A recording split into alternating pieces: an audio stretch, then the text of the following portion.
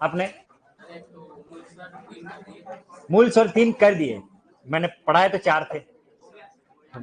Complete है? Live कर दी? हाँ क्यों सर, लाइव होगी? ओके। यस, नमस्कार मित्रों।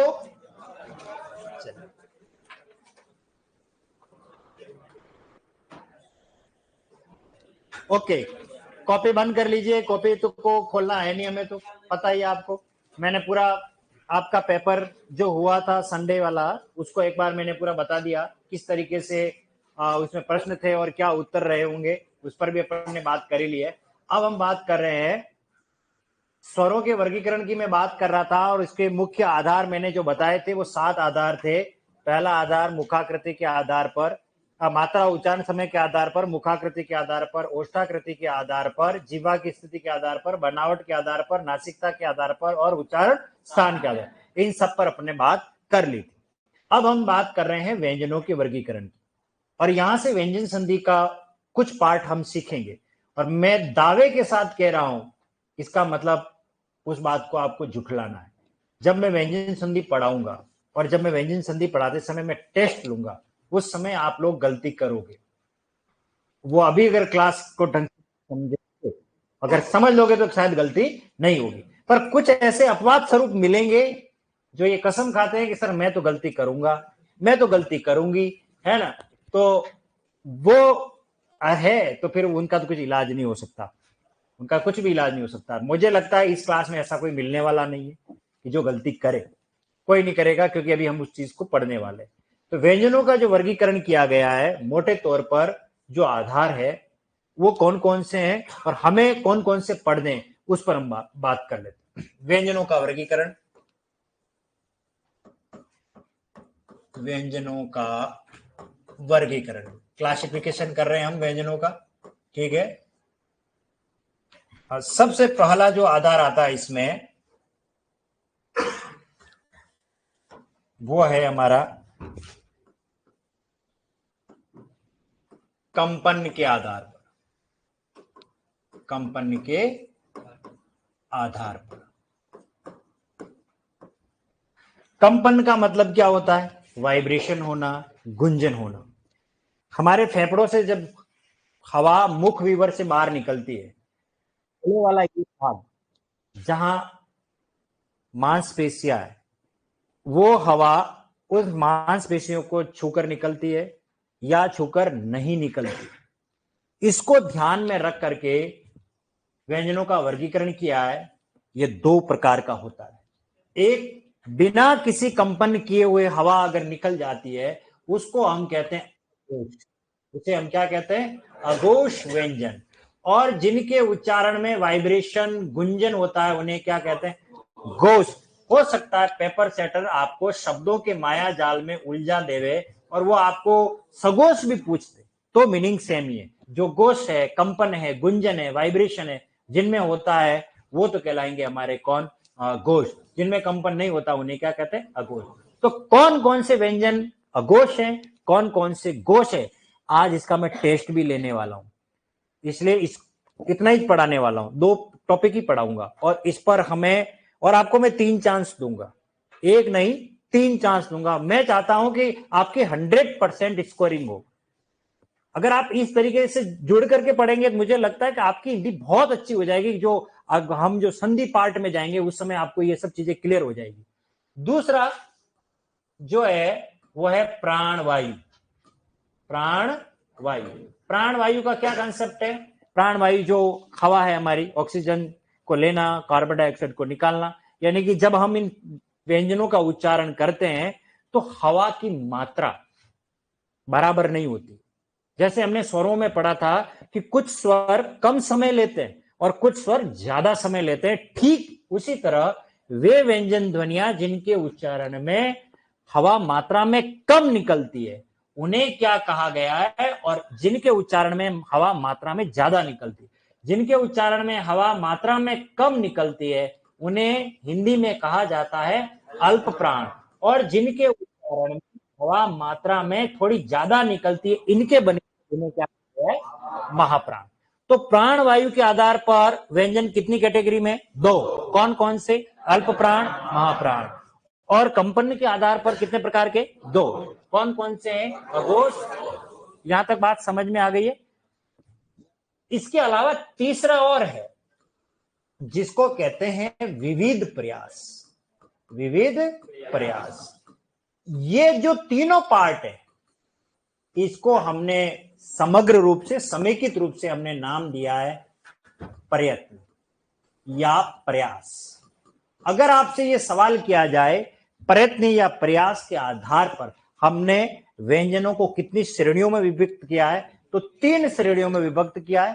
कंपन के आधार पर, प्राणवायु के आधार पर, विविध प्रयास के आधार पर। विविध प्रयास का मतलब क्या है, इसको थोड़ा समझ, इसको मैं बड़ी गहराई से पढ़ाऊंगा क्योंकि ये एक ऐसा टॉपिक है, शायद ही हिंदी की ऐसी कोई परीक्षा होगी जिसमें यहां से प्रश्न नहीं बना है। और यहां पेपर सेटर इनमें से प्रश्न नहीं बनाता, लेकिन वो इसमें से जरूर प्रश्न बनाता है और बनाता ही बनाता है। मैंने अपने 21 साल के करियर में ये देखा ही देखा है। इसका मतलब ये टॉपिक हमारे लिए बहुत महत्वपूर्ण है, लेकिन आपके पाठ्यक्रम में नहीं है, आपके सिलेबस में नहीं है। फिर भी मैं इसको पढ़ा दूंगा क्योंकि मैं चाहता हूं कि आगे और भी किसी एग्जाम को आप फाइट करो, उसमें ये टॉपिक अगर आता है तो इसके लिए अलग से आपको पढ़ना नहीं पड़े। ज्यादा नहीं है, 15-20 मिनट का ये, तो 15-20 मिनट में अगर अपन अपने जीवन के किसी अन्य जो लक्ष्य हमने निर्धारित नहीं किया लेकिन वो भी हमें प्राप्त हो रहा है, तो हमारे लिए ये घाटे का सौदा नहीं है। विविध प्रयास का मतलब होता है कि देखिए यहां मामला है घोष और अघोष यानी कि वाइब्रेशन, गुंजन का। यहां मामला है हवा की मात्रा का, इनसे अलग यहां पर है। तो इसका मतलब ये चीजें होगी, ये हमारी जो ये जिह्वा है ये इन दोनों के उच्चारण में अलग अलग प्रयास करती है।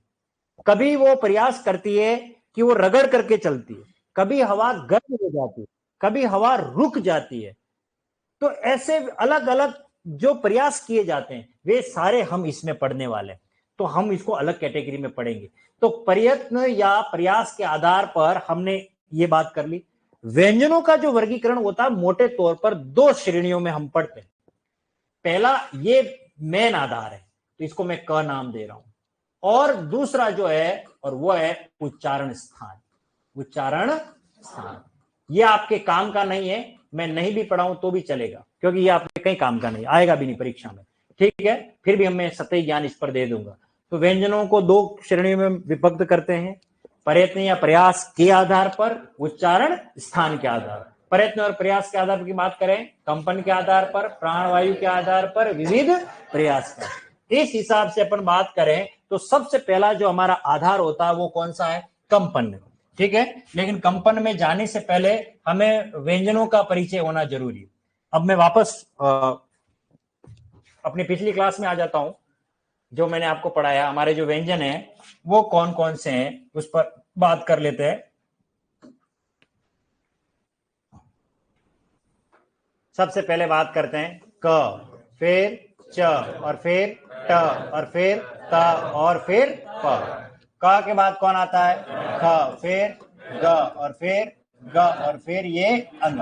च के बाद श, और फिर ज, और फिर ज, और इसके बाद य। ये त्र नहीं है, य है।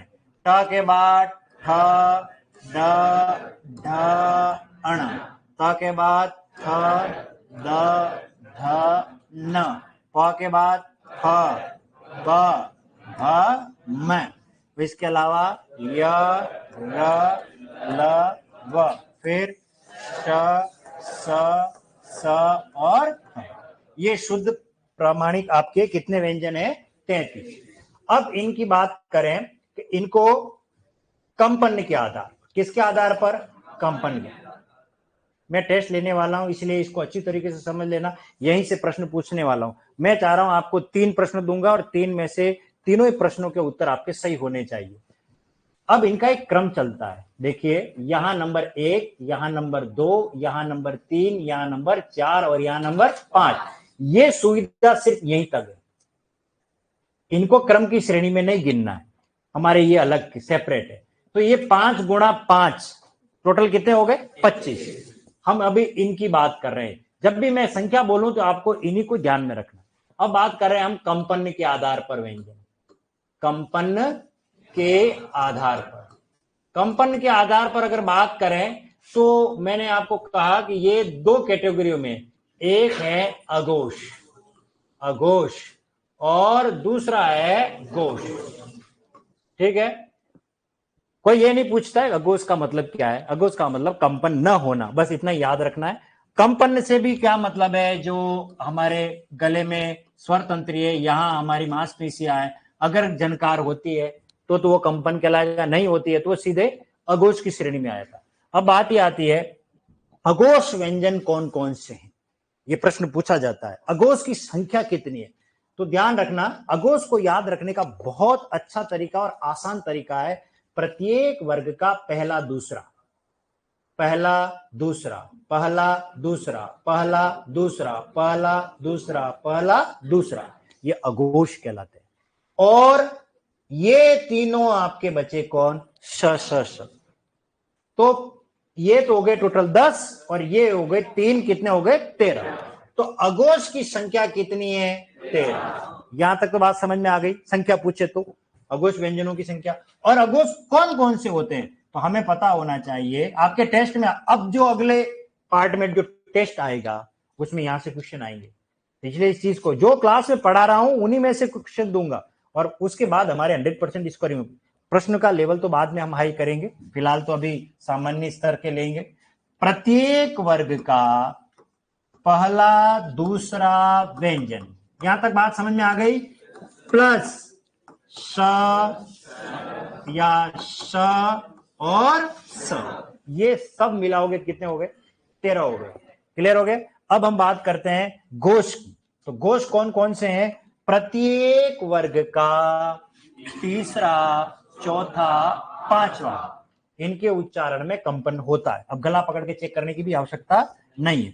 फिर इसके अलावा य, र, ल, व, ह, तो यहां हम इनके लिए क्या लिखते हैं, प्रत्येक वर्ग का, प्रत्येक वर्ग का तीसरा, चौथा, पांचवा व्यंजन, और प्लस य, र, ल, व और ह, ये सारे क्या कहलाते हैं, घोष। अब ये कितने हैं, 13, तो ये कितने होने चाहिए, 20। हमें पता है व्यंजनों की संख्या कितनी है, कितनी है, बात समझ में आ गई। क्लियर है।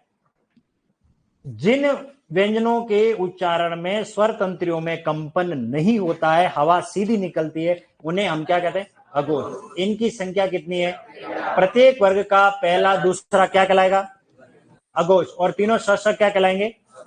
और घोष के लिए क्या आएगा, तीसरा, चौथा, पांचवा। मैं जब टेस्ट लूंगा उस समय ध्यान रखना कि ये घोष है अघोष, तो उस समय ये संख्या, ये डेटा ही काम आने वाला, इसलिए ये समझना जरूरी है। अपने तो याद रखो पहला दूसरा, बाकी सब इधर जो बच गए वो सारे के सारे क्या है, घोष है। जो संख्या में कम हो पहले उसी को ही पढ़ लो, तो बाकी वैसे क्लियर हो गया।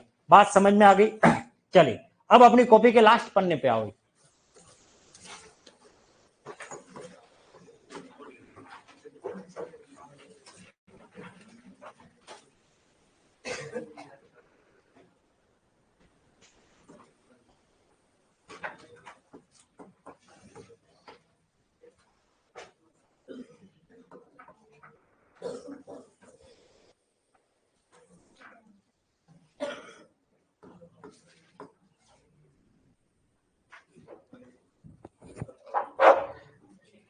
हाँ, ये जो विकल्प लिख रखे हैं, कुछ संख्या मैंने दे रखी है, 31, 20, 13, 33, 44, 25, ठीक है, इनको लिखिए एक बार और फिर लिखिए प्रश्न। चलो प्रश्न लिख लो, चलो मैं प्रश्न बोल देता हूं। हिंदी वर्णमाला में हिंदी वर्णमाला में कुल कितने घोष वर्ण हैं, हिंदी वर्णमाला में कुल कितने घोष वर्ण हैं। अपना उत्तर अपनी कॉपी में टिक करिए, देखता हूं। बहुत सामान्य सा प्रश्न दिया है, ठीक है, शाबाश। चले बताएं पीछे क्या राइट क्या है, क्वेश्चन गलत है, ओके चलो तो सही बताओ कहाँ है। हाँ ठीक है, और बताओ। हाँ शाबाश, सबने लिख लिया, शाबाश।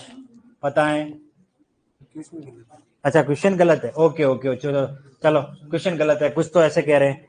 हाँ, क्वेश्चन भी सही है और ऑप्शन भी सही है, अब क्या करें बोलो?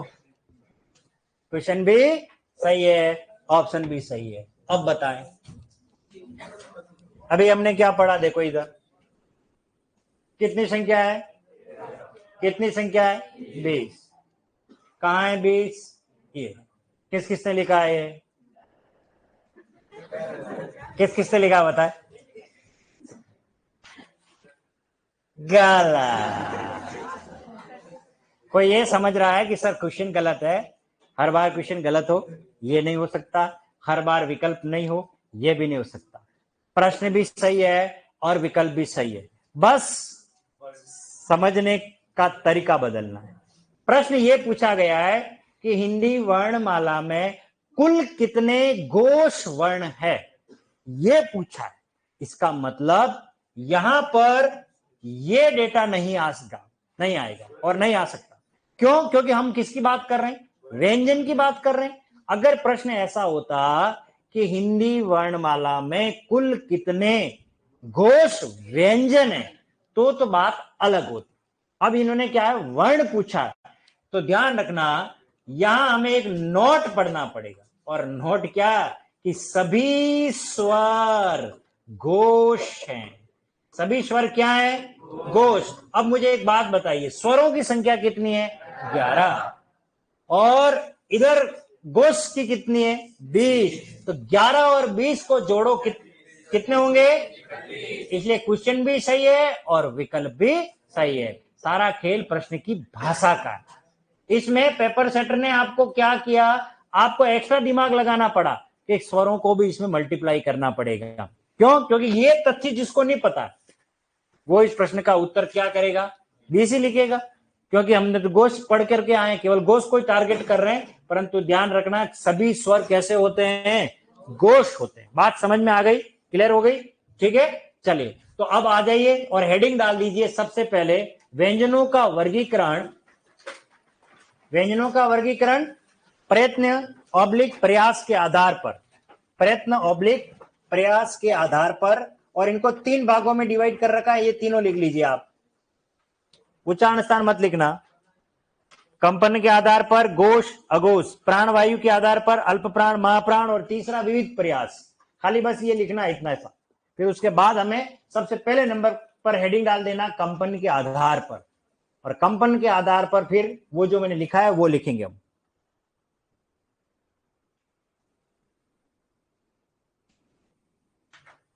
व्यंजनों का वर्गीकरण टॉपिक ये लिखिए, फिर उसके बाद लिखना है किस आधार पर है? प्रयत्न या प्रयास के आधार पर, वो लिखना। प्रयत्न और प्रयास के आधार पर व्यंजन 3 प्रकार के हैं, कंपन के आधार पर, प्राणवायु के आधार पर और विविध प्रयास के आधार पर। अघोष, घोष, अल्प प्राण, महाप्राण और विविध प्रयास।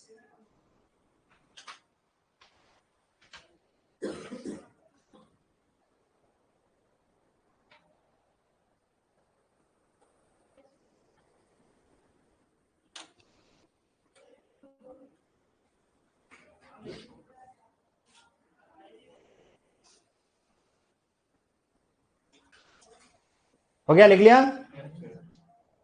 ये तीनों बिंदु लिख लिए? चलिए अब तीनों में से नंबर 1 हेडिंग डाल दो सबसे पहले, कंपन के आधार पर व्यंजन। कंपन के आधार पर व्यंजन।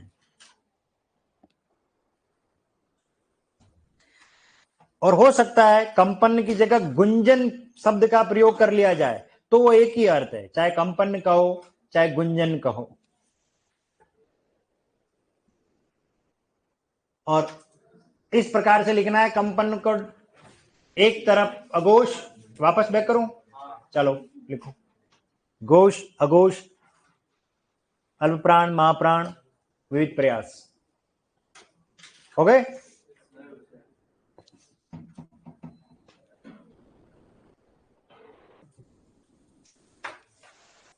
चलिए अब आ जाइए कंपन के आधार पर। प्रत्येक वर्ग का पहला दूसरा व्यंजन प्लस तीनों श श श अघोष कहलाते हैं।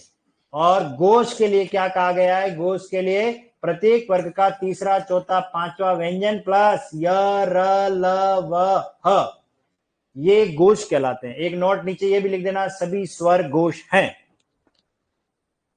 बस यहीं से प्रश्न बनेंगे, जितने भी प्रश्न बनने वाले वो यहीं से बनने वाले। आगे बनाऊंगा, मैं आपको बताऊंगा प्रश्न कैसे बनेंगे। ये डेटा हमें क्लियर होना है। अभी एक टॉपिक पढ़ाने के बाद फिर मैं आपका टेस्ट लेने वाला हूं, और 6 टेस्ट लूंगा टोटल, ठीक है। और मैं चाह रहा हूं 6 में से 6 आपके सही हो जाए। देखते हैं, देख कौन से। पहला टेस्ट तो बहुत सौ को समझने में ही लगेगा कि ये है करना क्या है इसका।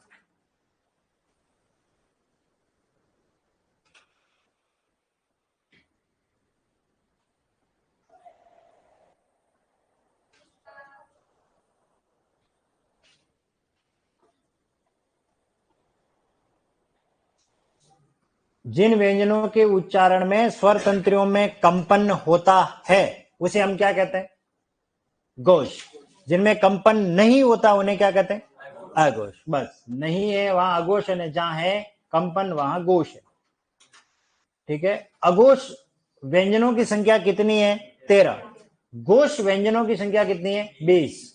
अगर प्रश्न पूछें घोष वर्ण कितने, क्योंकि वर्ण में तो स्वर भी आते हैं, तो प्लस क्या करने पड़ेंगे? 11। क्यों? क्योंकि स्वर सभी क्या है? घोष है। क्लियर हो गया? चलो आगे। ओके, अब आप लिखे नहीं, अब आगे चलते हैं। इसको थोड़ा नहीं लिखा अभी तक? लिखो लिखो लिखो लिखो लिखो, लिख लो फटाफट।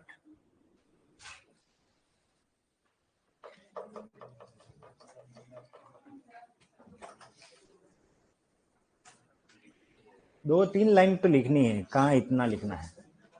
ये कहाँ उतारने की जरूरत है? कन, खन, गन।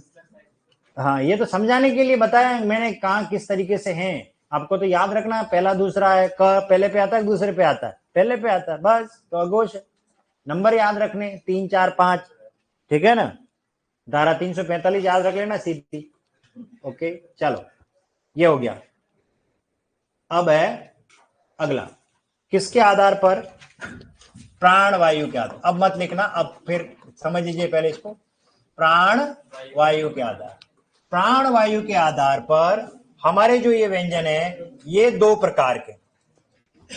इसको थोड़ा ध्यान से समझना, यहां गलती करोगे आप, मुझे पता, और मैं आपको ट्रिक भी समझा रहा हूं। यहां पहला जो पार्ट आ रहा है वो है अल्प प्राण। अल्प प्राण, अल्प का मतलब होता है कम, और प्राण का मतलब होता है हवा या वायु, ठीक है। और इधर आ रहा हमारा महाप्राण, महाप्राण। बस ये क्लियर हो गया, अल्प प्राण और महाप्राण। चलिए थोड़ा दिमाग लगाते हैं। अल्प प्राण में अगर अपन मोटा मोटा गिनते हैं तो 1, 2, 3 वर्ण दिख रहे हैं, और 3 एक विषम संख्या है। 3 एक क्या है? विषम संख्या है। और महा की बात करें तो 1, 2, 2 वर्ण से बन रहा है। तो महा 2 मतलब 2 वर्ण इसमें दिख रहे हैं। 2 किस प्रकार का है? सम संख्या है, विषम संख्या? बस यहां आपका काम आसान हो गया। विषम संख्या का मतलब होता है पहला, तीसरा, पांचवा। वापस बैक आता हूं। ये विषम संख्या, ये विषम संख्या, और ये विषम संख्या। ये विषम संख्या है, अल्प प्राण। सम संख्या कौन है? 2, 4, ये महाप्राण। तो इसका मतलब याद करने का बढ़िया तरीका, इसको ऐसे याद कर लेना। तो अल्प प्राण व्यंजन कौन कौन से हैं? तो हम बात करेंगे प्रत्येक वर्ग का। प्रत्येक वर्ग का पहला, तीसरा, पांचवा व्यंजन। और ये तीनों के तीनों कौन है? विषम संख्या है ना, तो अल्प प्राण में प्लस य, र, ल और व, ये भी अल्प प्राण कहलाते हैं। इनके उच्चारण में हवा मात्रा में कम निकलती है, इसलिए इनको हमने क्या नाम दिया है? अल्प प्राण। 5, 10, 15, 16, 17, 18, 19। अल्प प्राण की संख्या कितनी हो गई? 19। अल्प प्राण व्यंजन हमारे कितने हो गए? 19। क्योंकि एक वर्ग में अब लाइन में कितने आएंगे? 5। तो पहला, तीसरा, पांचवा 15, और बाकी बच गए 4, कितने हो गए? 19। अब हम करते हैं महाप्राण। महाप्राण के लिए क्या कहा गया है? तो महाप्राण प्रत्येक वर्ग का दूसरा चौथा सम संख्या है, तो प्रत्येक वर्ग का दूसरा चौथा व्यंजन, ठीक है, प्लस देखिए महाप्राण में ऑटोमेटिक हवा ज्यादा निकले, देखो श हवा ज्यादा निकलेगी, श स स ह हवा ज्यादा निकल रही है, ऑटोमेटिक आपको पता पड़ रहा है, तो ये आ जाएगा श श स और बात समझ में आ गई? ये सारे के सारे क्या है? महाप्राण। तो 5 और 5 कितने हो गए? 10, 11, 12, 13, 14 कितने हो गए? 14। बात समझ में आ गई? क्लियर हो गई? प्रत्येक वर्ग का पहला, तीसरा, पांचवा क्या कहलाता है? अल्पप्राण। प्रत्येक वर्ग का दूसरा, चौथा क्या कहलाता है? अब समझ में आ गया? चलो अपनी कॉपी के लास्ट हिस्से पे आओ और एक प्रश्न लिखो फटाक से।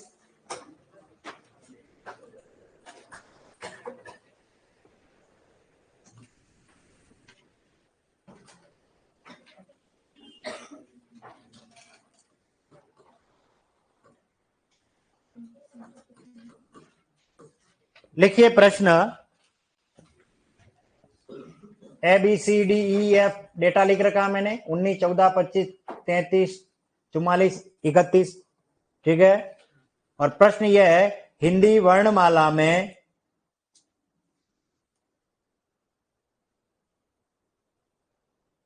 कुल कितने महाप्राण वर्ण है? कुल कितने महाप्राण अल्प प्राण वर्ण है? हिंदी वर्णमाला में कुल कितने, क्या लिखा है मैंने? अल्प प्राण, महाप्राण, महाप्राण, महाप्राण कर दो चलो। हाँ, हिंदी वर्णमाला में कुल कितने महाप्राण वर्ण है? हिंदी वर्णमाला में कुल कितने महाप्राण वर्ण है? ऑप्शन में है कि नहीं पहले मैं देख लेता हूं, चलो ठीक है, और करिए उत्तर। हिंदी वर्णमाला में कुल कितने महाप्राण वर्ण हैं? कुल कितने महाप्राण वर्ण हैं?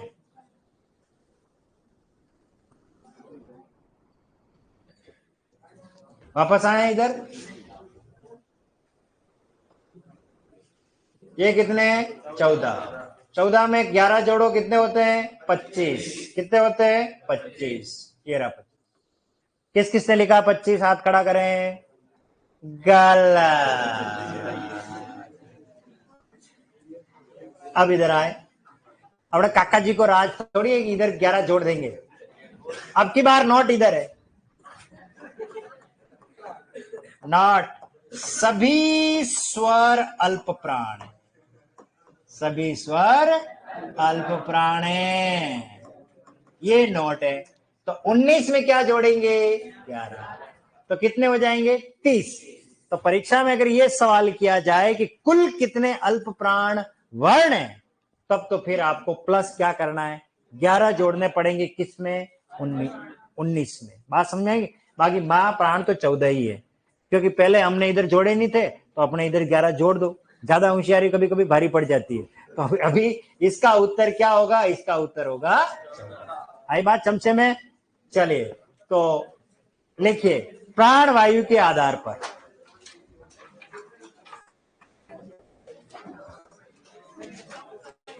हाँ जी, चमचे वाली बात। हाँ अभी बता देता हूं, थोड़ी देर बाद। बस ये लिख लो, फिर आपको बता दे। 2 बात बताऊंगा भगवान सो।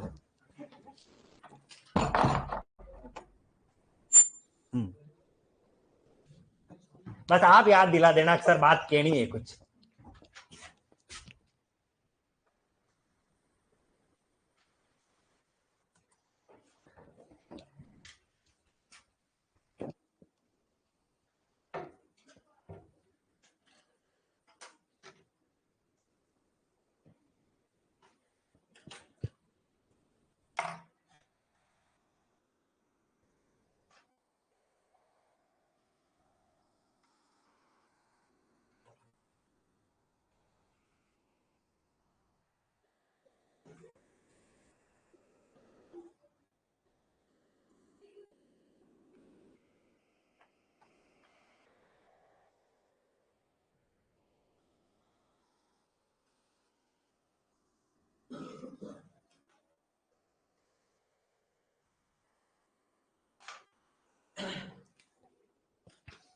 लिख लिया सभी ने?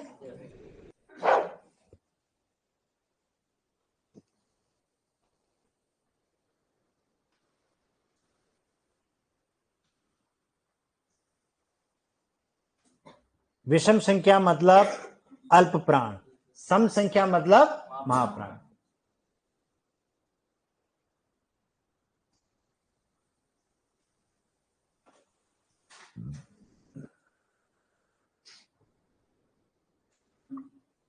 नोट जरूर लिख देना, सभी स्वर अल्प प्राण है।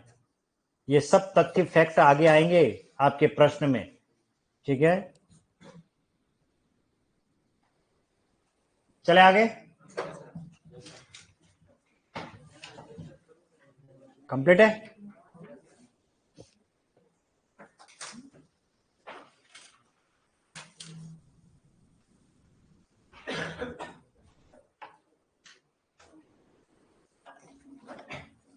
ओके, ये हो गया आपका पार्ट अल्प प्राण और महाप्राण का, ठीक है?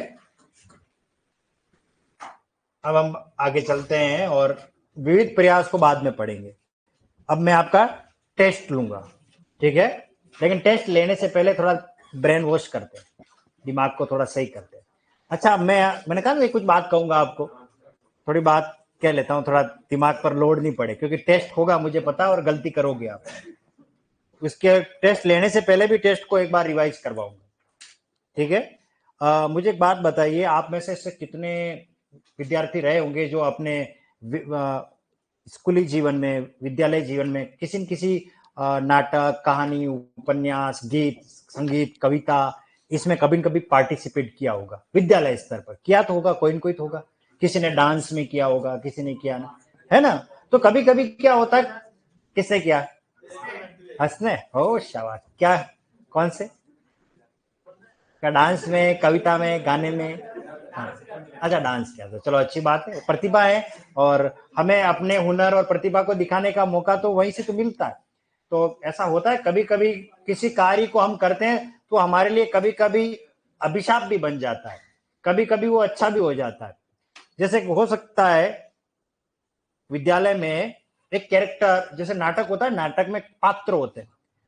मुझे याद आता है एक विद्यार्थी था, उसने एक नाटक में बेंडे यानी पागल का रोल किया था, बेंडे का रोल किया। जानते हो बेंडा, पागल, सन की, है ना? उसने बेंडे का रोल किया। अब वो नाटक तो हो चुका, लेकिन व्यवहारिक जीवन में जब भी वो लड़का कभी किसी को दिखता, ए बेंडे इधर आ, अब वो कैरेक्टर परमानेंट हो गया। ये बड़ा दुखदायी होता है। नाटक में कोई पात्र बन जाता है, लेकिन व्यवहारिक जीवन में जब वो व्यक्ति हमेशा सामने आता है तो फिर वो कैरेक्टर हमेशा के लिए बन जाता है, और फिर उसको चिढ़ाते भी, ऐसा होता है। तो ऐसा ही एक मेरे विद्यालय में हुआ, एक केस ऐसा आया। हुआ ये कि जनरली होता है, कोई अगर कक्षा 7 में बच्चा पढ़ रहा है तो कक्षा 8 में जाता है, इसमें कोई बड़ी बात नहीं है, तो वो सब परिचित बच्चे होते हैं। लेकिन कोई अगर दूसरी स्कूल से वो बच्चा एडमिशन ले लेता है, वो अगर आता है, तो वहां कंडीशन थोड़ी अलग हो जाती है। सबका नजरिया उसके प्रति थोड़ा अलग रहता है, क्योंकि नया बालक आया हुआ। ऐसा ही हुआ मेरी क्लास में, जो क्लास आगे प्रमोट होके आई मेरे पास, वो सब बच्चे परिचित थे, और उस क्लास में एक किसी अदर विद्यालय से कोई लड़की एडमिशन लेकर के आ गई। अब वो एडमिशन लेकर के आ गई, एक दिन, 2 दिन, 3 दिन हो गए, चौथे दिन मेरे पास आई, क्लास टीचर था मैं। बोले सर, आपकी क्लास के लड़के मुझे बहुत परेशान करते हैं। मैंने कहा ऐसा क्या हो गया? परेशानी का कारण पूछा मैंने। बोला कोई, मैं इस विद्यालय से नहीं हूं इसलिए मुझे परेशान करते हैं क्या, या अदर गांव से हूं इसलिए मुझे परेशान करते हैं? मैंने कहा बात क्या है? मतलब कुछ नहीं, इस क्लास के सभी बच्चे मुझे बुआ जी, बुआ जी, बुआ जी, बुआ जी, बुआ जी, बुआ जी, बुआ जी करके चिढ़ाते हैं। हाँ, तो मैं क्या बुआ जी जैसी दिखती हूँ क्या? हाँ, तो बोले, मैंने कहा ऐसी कोई बात नहीं, पर आपका वो पसंदीदा वो जो स्टूडेंट है रामलाल, वो मुझे नहीं चिढ़ाता, मुझे वो सही लगता है, अच्छा लड़का लगता है, भला और नेक लगता है। तो फिर मैंने रामलाल को बुलाया, मैंने कहा रामलाल इधर आ, है ना? पूरी क्लास इसको बुआ जी कहती है, तो इसको कुछ नहीं कहता, ऐसा कैसे हो सकता है? तो मैं कैसे कहूं, मुझे पूरी क्लास फूफा जी जो कहती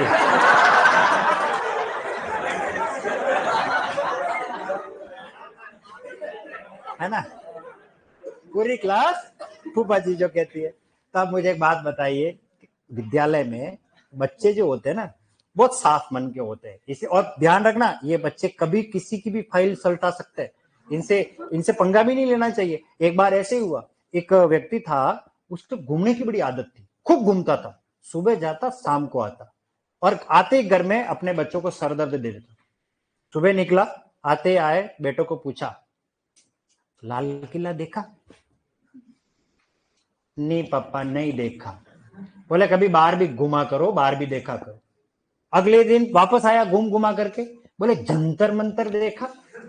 बोले जंतर मंतर नहीं देखा, कहाँ है, किधर है? बोले कभी बाहर भी घुमा करो। फिर एक दिन और आ गया पूछ करके, बोले ताजमहल देखा? बोले पापा नहीं देखा ताजमहल। बच्चे परेशान हो गए। अगले दिन क्या किया, बच्चे घर में ही थे, पिताजी सवाल करे उससे पहले बच्चे ने सवाल कर दिया, पिताजी रामलाल को जानते हो क्या? बोले कि नहीं जानता बेटा। बोले कभी घर में भी रहा करो। बात समझे? हर दिन घुमाए, रामलाल तुम्हारा तीसरा छोटा बेटा है। मजाक कर रहा हूं। बात समझ में आई आपको? तो ऐसा होता है, तो इसलिए मस्त रहो। चलिए अपनी कॉपी के लास्ट पन्ने पे आ जाओ आप।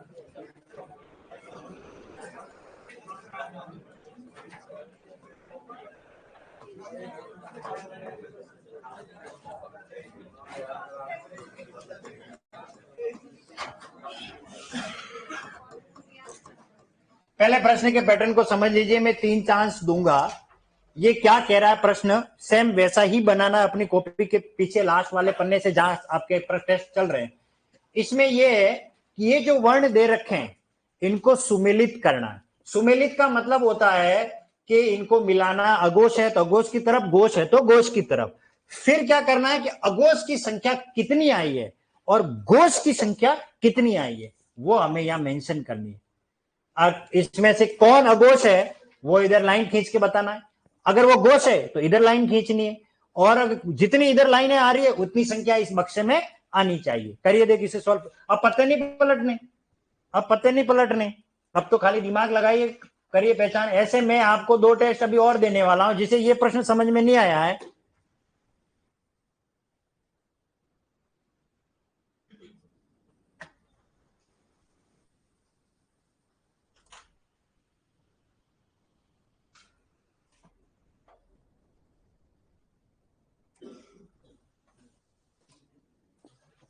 हो गया?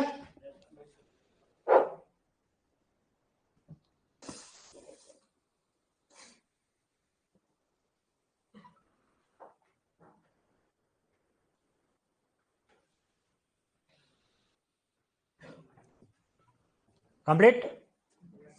चलिए देखिए, मैं सरल कर रहा हूं, अपने कॉपी को देखिए। क्या है ये? क। अच्छा, क को गिनो, किस नंबर पे आता है? पहले नंबर पे। क क्या है? अघोष। किस किस ने लिखा, हाथ खड़ा करें। सही है, शाबाश। और ह क्या है? घोष। ये किस किस ने लिखा है? सही है। प फ ब ये तीसरे पे आता है, क्या है? घोष। प फ ब भ चौथे पे आता है, क्या है? और ये आ क्या है? घोष। यहां संख्या कितनी? यहां कितने? ये डेटा किस किस का है? सही है, सही है। बात समझ में आ गई आपको? चलिए इसी तरीके के अब 2 प्रश्न और दे रहा हूं, और अब आप उसको सरल करिए। चलिए,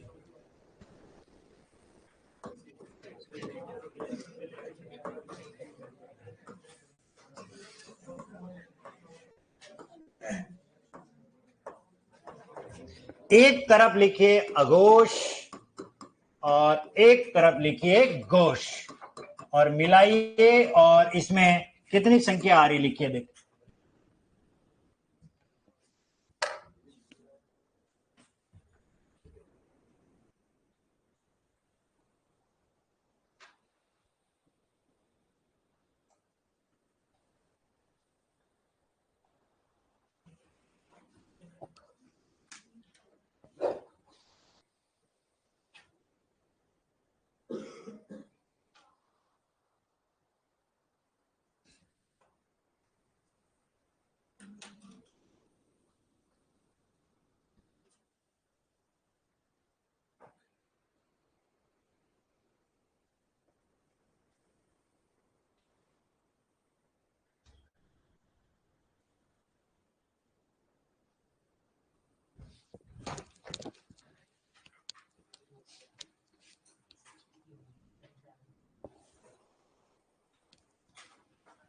हो गया?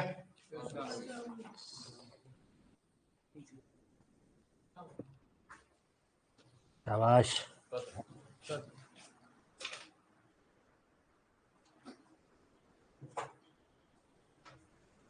एक बार चेक करो वापस। ठीक है, हाँ सही।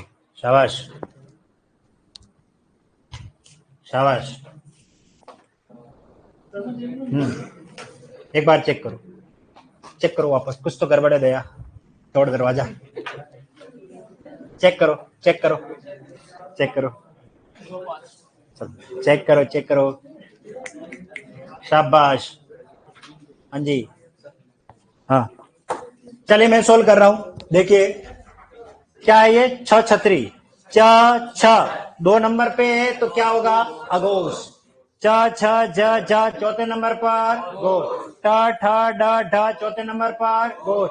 त थ 2 से, ठीक है। यर अलावा सारे के सारे क्या है, घोष। क ख दूसरे नंबर पर है तो क्या होगा, अघोष। और सभी स्वर क्या है, इधर कितने हो गए, 3, इधर कितने हो गए। ये डेटा किस किस का आया है, सही है। तो सबका हाथ ऊपर नहीं हुआ है, तो इसका मतलब कहीं ना कहीं गड़बड़ी हुई है। कहां गलती हुई, सही है आपके। एक गलत हो गया इधर, सब एक गलत हो गया, एक गलत हो गया।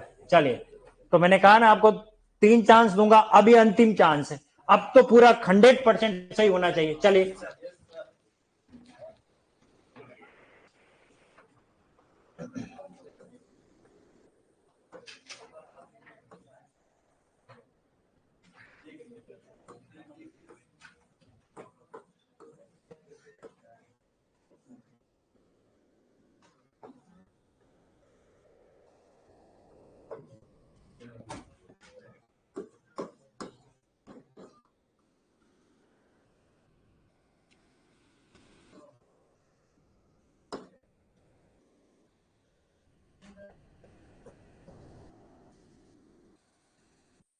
थ थर्मस वाला अंत वाला वर्ण, थ थर्मस वाला। ट न फ क ह य और थ। करिए इसे, देख सरल।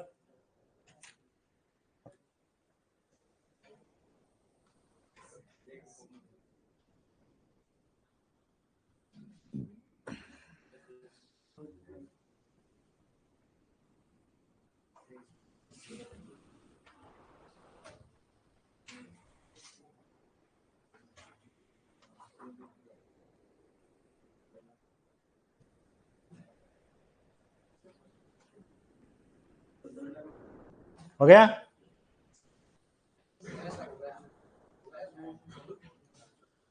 अभी तो बहुत कैलकुलेशन चल रहा है। हो गया, हाँ वो तो मुझे नहीं पता, मैं सरल करूंगा तब, ठीक है ना। आपने जो सवाल किया था ना अंकित जी, आपने जो सवाल किया था ना, उसका उत्तर कल आने वाला है, क्योंकि वो पार्ट कल पढ़ाने वाला हूँ। आई बात समझे में? हाँ चलिए, क्या है ये, ट पहले नंबर पे, ये 5वें नंबर पे, प फ ये दूसरे नंबर पे, का ये पहले नंबर पे, ह ये, य ये, त थ दूसरे नंबर। तो कितने हो गए, 4। इधर कितने हो गए, ये डेटा किस किस का आया है, शाबाश, वेरी गुड, सही है। आस पास के चेक कर लेना, देख ये हाथ खड़े कर रहे हैं, हवा में कर रहे हैं, 4 और 3 ही है।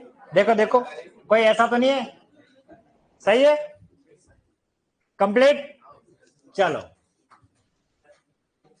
अब आपके लिए क्या चीज है वो देखिए। ये ही वर्ण वापस लिखो, ये ही वर्ण वापस लिखिए, और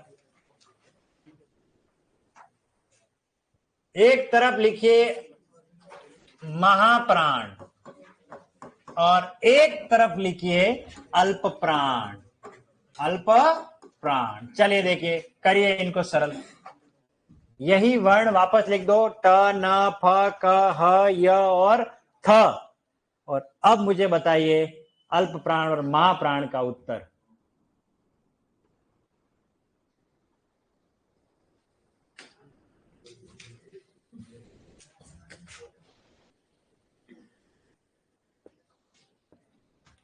करिए इनको सरल देख।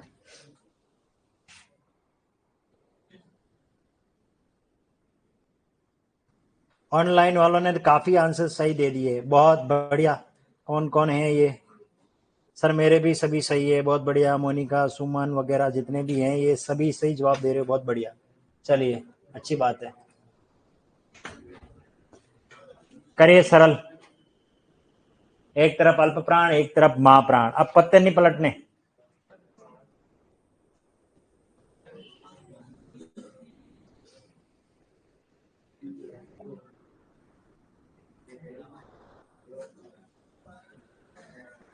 हो गए? लास्ट में कंप्लीट है। मैं सॉल्व करूं? चलिए देखें, विषम संख्या का मतलब क्या होता है? अल्प प्राण हमारे, है ना? तो ट पहले नंबर पे आता है, अल्प प्राण। और न पांचवे पे आता है, अल्प प्राण। प फ दूसरे पे आता है, महाप्राण। क पहले पे आता है।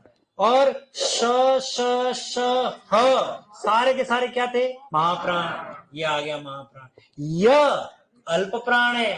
और त थ दूसरे पे आता है, महाप्राण। तो महाप्राण की संख्या कितनी हो गई? 3।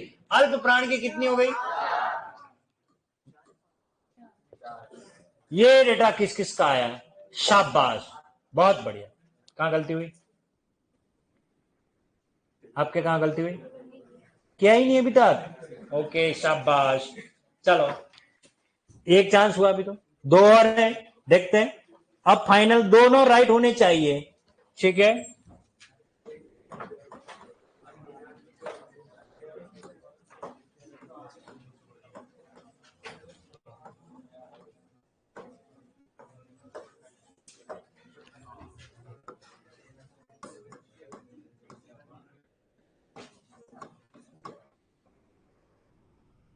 करिए इन्हें देख,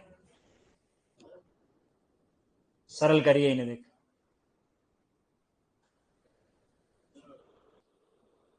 द दवात, ध धनुष, ढ ढक्कन।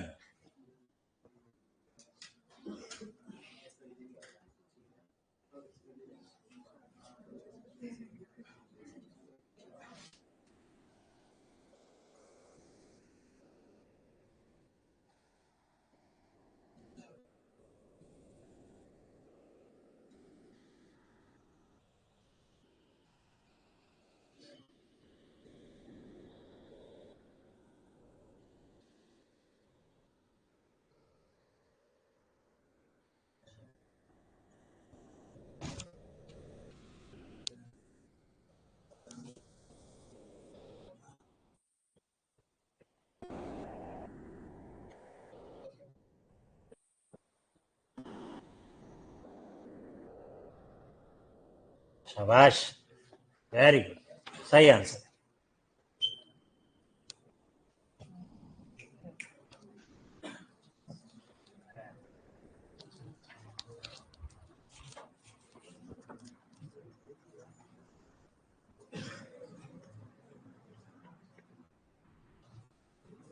शाबाश शाबाश। कहां से हो आप? नागौर। गुड, शाबाश। एक बार चेक करो वापस। चलें देखें इसको, मैं सोल्व करूं। ओके, सबसे पहले कौन है? आ। मैंने एक बात कही, सभी स्वर क्या है? अल्प प्राण। तो स्वर तो हो गए हमारे अल्प प्राण। य र ल व सभी अल्प प्राण है, अल्प प्राण। च छ ज झ चौथे नंबर पे आएगा, महाप्राण। च छ दूसरे नंबर पे आएगा, महाप्राण। ट ठ ड ढ चौथे नंबर पे आएगा, महाप्राण। त थ द तीसरे नंबर पे आ रहा है, तो क्या होगा? अल्प प्राण। और त थ द ध, ध धनुष चौथे नंबर पे। और इधर कितने? 3। इधर कितने? ये डेटा किस किस का आया है? एक बार हाथ पूरे ऊंचे करो ताकि मुझे शकल लगे, भविष्य के कृषि पर्यवेक्षक। सही है, शाबाश, बहुत बढ़िया। आई बात समझ में? लास्ट और फाइनल टेस्ट है, चल देख लेते हैं। हाँ, अब की बार सही होना चाहिए। सबके सही होना चाहिए। हाँ, ये टेस्ट थोड़ा अलग है, इसमें एक ही मैं 2 प्रश्न पूछने वाला हूं।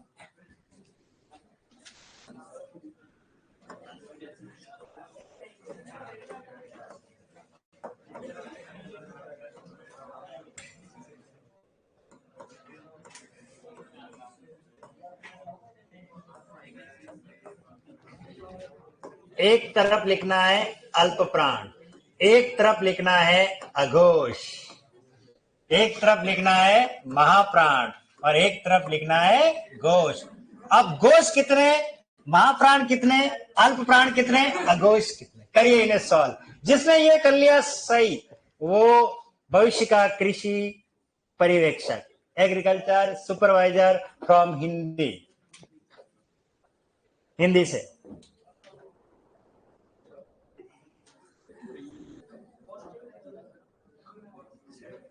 हाँ पोस्टिंग दे दू, हाँ पोस्टिंग दे दू अपने वहां झाड़ोल फलाचिया उदयपुर।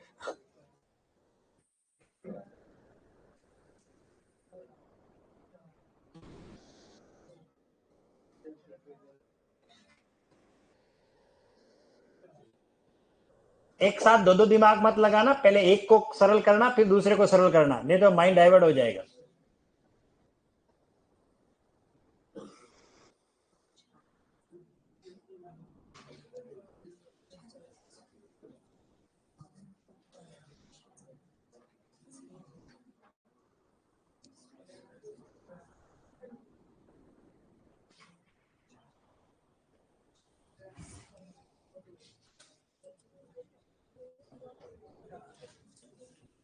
Complete, okay. इस प्रश्न का उत्तर अपने घर से करके लेके आना। हाँ, घर से मतलब अपने दिमाग से अभी करना, आपके लिए ये टास्क है, काम है, ठीक है।